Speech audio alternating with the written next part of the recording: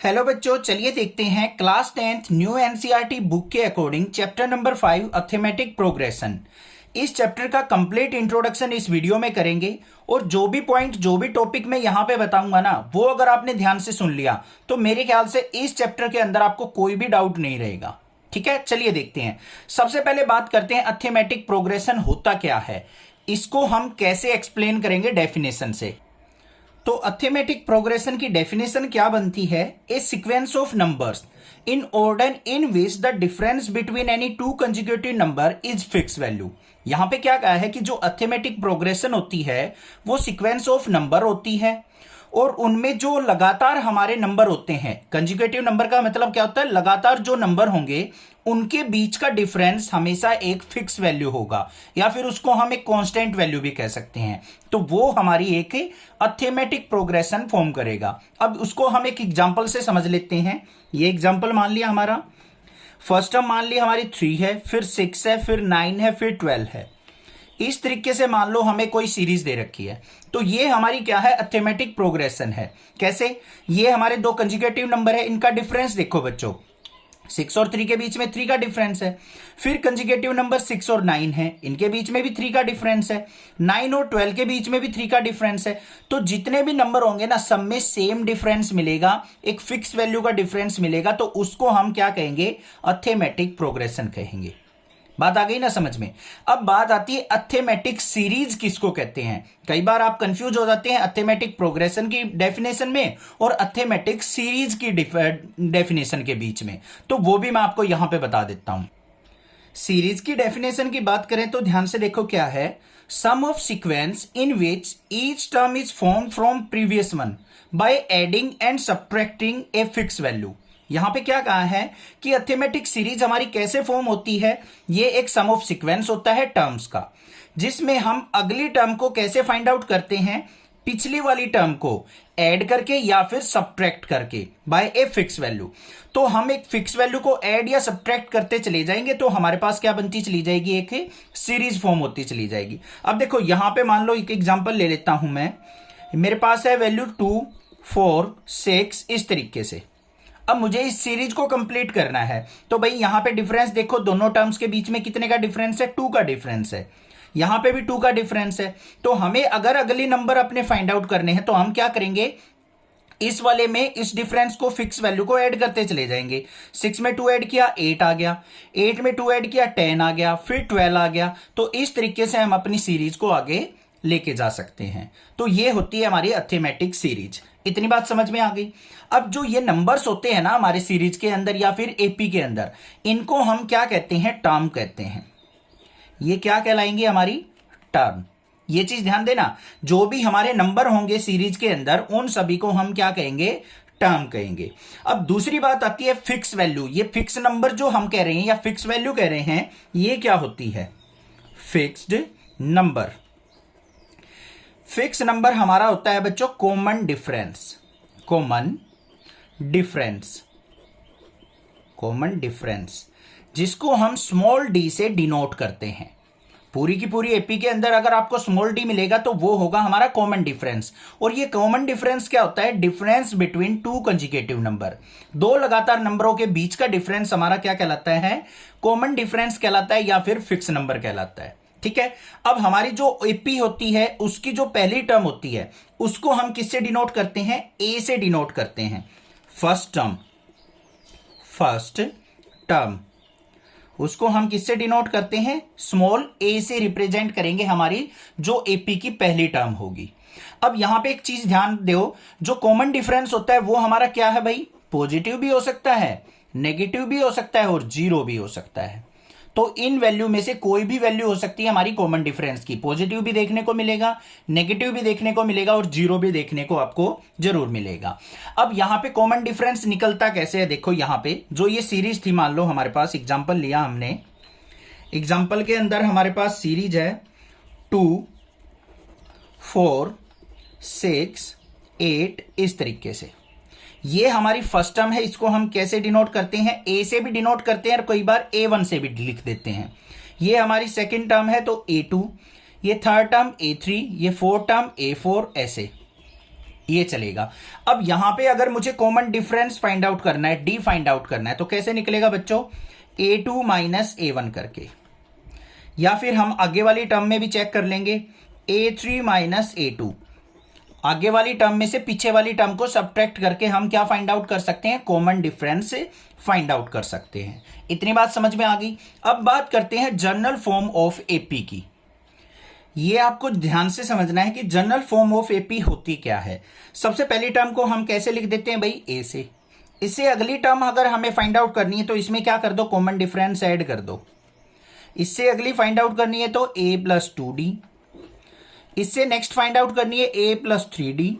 इस तरीके से हमारी क्या होती है, ये जनरल फॉर्म ऑफ एपी होती है। जो फर्स्ट टर्म होगी a से डिनोट की है, इसको हम ऐसे लिख देंगे फर्स्ट टर्म। अगर हमें सेकंड टर्म की बात करनी है तो सेकंड टर्म कैसे लिखी जाएगी, a प्लस डी से। ये चीज ध्यान देनी है भाई, बहुत जगह काम आएगी आपकी। थर्ड टर्म को हम कैसे लिखेंगे, third term a plus 2d से। ये हमारी क्या कहलाएगी, फोर्थ टर्म। तो जोन से नंबर वाली टर्म आपको फाइंड आउट करनी है, उसमें जो कॉमन डिफरेंस होगा उससे एक कम ऐड करना पड़ेगा। समझ में आ गया ना, फोर्थ टर्म है तो 3d ऐड कर दिया, फिफ्थ टर्म निकालनी है तो 4d ऐड कर देंगे, सिक्स टर्म निकालनी है तो 5d ऐड कर देंगे। इस तरीके से हमारी टर्म निकलेंगी किसी भी एपी के अंदर। ठीक है। अब बात आती है हमारी जो फाइनाइट सीरीज होती है और इनफाइनाइट सीरीज होती है, वो क्या होती है। सबसे पहले बात करेंगे फाइनाइट एपी की, कि किस एपी को हम फाइनाइट एपी कहेंगे। अगर किसी एपी के अंदर लास्ट टर्म प्रेजेंट है, लास्ट टर्म प्रेजेंट है तो उसको हम फाइनाइट एपी कहेंगे। यहां पे लिखेंगे AP which have last term, तो उसको हम क्या कहेंगे बच्चों, फाइनाइट एपी कहेंगे। जैसे 2, 4, 6 ऐसे सीरीज बना दी और लास्ट में दे दिया 20। तो यहां पे लास्ट टर्म हमें दे रखी है, तो ये सीरीज क्या कहलाएगी, हमारी फाइनाइट एपी कहलाएगी। अब दूसरी आती है हमारी infinite AP. Infinite AP, infinite AP क्या होगी, AP which do not have last term, do not have last term.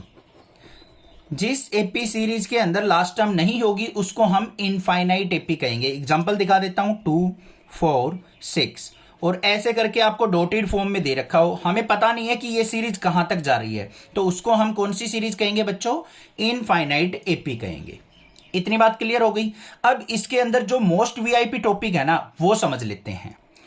Important topic है हमारा इस चैप्टर का nth टर्म ऑफ एपी। ये समझ लिया ना तो पूरा चैप्टर क्लियर हो जाएगा, ध्यान से समझ लो। nth टर्म ऑफ एपी का मतलब क्या होता है, कोई भी सीरीज है भाई, जैसे 2, 4, 6, 8 एग्जांपल ले रहा हूं मैं, कोई भी सीरीज हो सकती है, और आपसे पूछ ले कि इसकी 10वीं नंबर की टर्म क्या होगी, 10th टर्म, या फिर पूछ ले कि इस सीरीज की 20वीं टर्म, 20th टर्म क्या होगी, 30th टर्म क्या होगी, या 25th टर्म क्या होगी, तो वो कहलाती है हमारी nth टर्म ऑफ एपी। इसको निकालने का फॉर्मूला होता है हमारे पास an is equal to a plus n minus 1 into d. क्या होता है बच्चों, an equal to a plus n minus 1 into d. अब an का मतलब क्या होता है, nth टर्म, या फिर इसको हम कई बार लास्ट टर्म भी कह देते हैं। किसी भी एपी सीरीज की लास्ट टर्म या फिर nth टर्म हमारी किससे डिनोट की जाती है, an से डिनोट की जाती है। a क्या होती है हमारी, यहां पे फर्स्ट टर्म होती है, फर्स्ट टर्म। कोई भी एपी जो स्टार्ट हो रही है उसकी पहली टर्म जो होगी वो a से डिनोट होगी। n क्या होगा बच्चों, number of term, number of term. ये चीज ध्यान देनी है, कई बार बच्चे कंफ्यूज रहते हैं an में और n में। an का मतलब क्या है, nth टर्म या फिर लास्ट टर्म।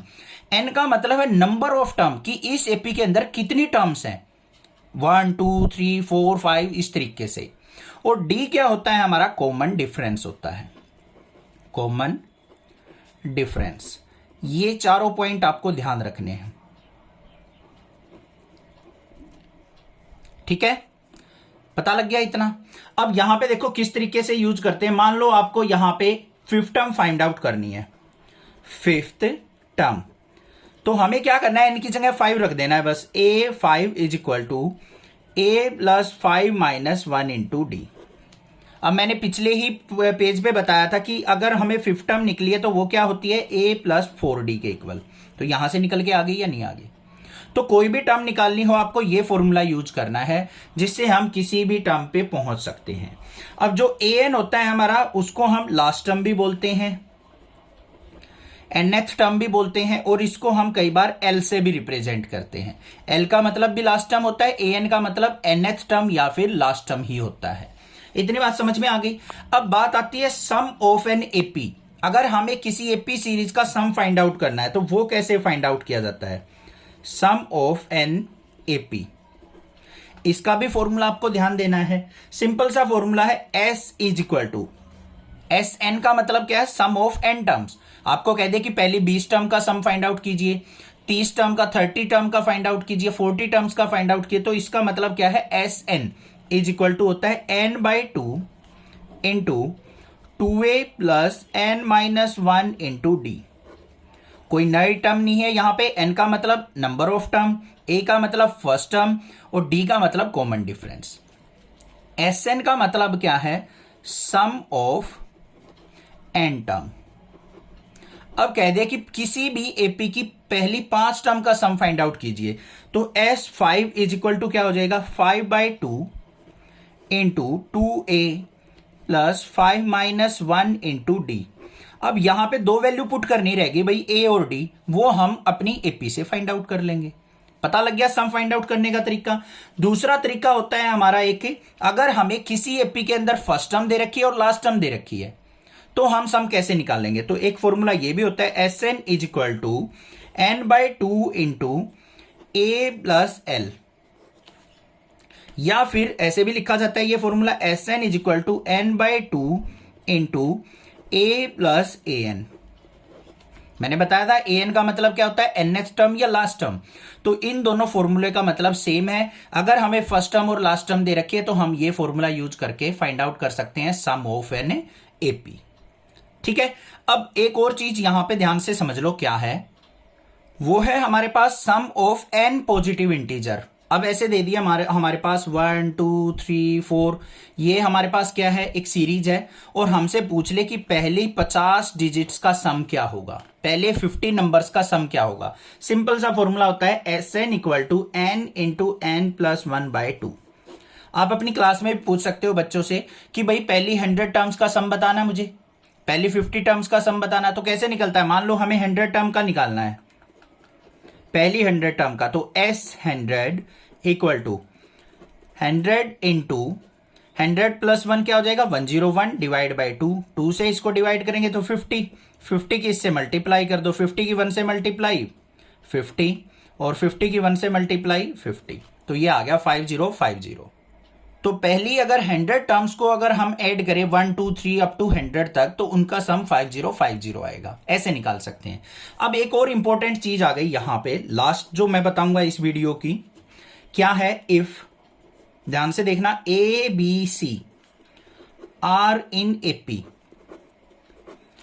अगर मान लो कोई भी 3 टर्म आपको दे रखी हैं कि वो एपी में है, और उनकी बीच वाली टर्म अगर आपको फाइंड आउट करनी है, बी टर्म, तो वो कैसे निकलेगी, a प्लस c/2, पहली टर्म और उसके बाद वाली टर्म को ऐड करके 2 से डिवाइड कर दो, तो हमें बीच वाली टर्म फाइंड आउट हो जाएगी।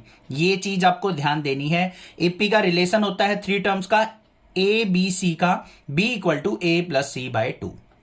ठीक है, ये था पूरा का पूरा चैप्टर का इंट्रोडक्शन। चैनल को सब्सक्राइब, वीडियो को लाइक जरूर करना।